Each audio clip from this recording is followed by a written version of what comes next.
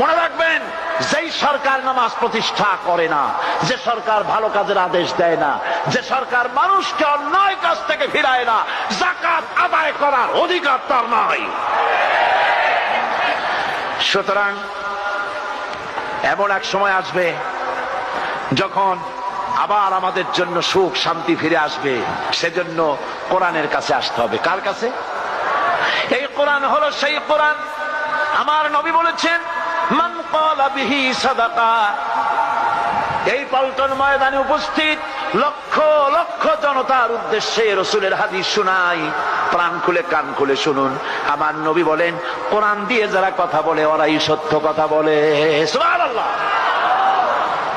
আপনার নেতা বক্তৃতা করতে আসে, না আছে কোরআন, না আছে হাদিস, সব নিজেদের মন গড়া কথা, ঠিক কিনা?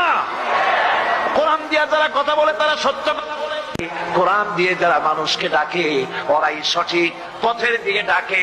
যেই ডাক শুরু হয় দুনিয়া থেকে, আর এর যাত্রা শেষ হয় জান্নাতুল ফেরদাউসে গিয়ে।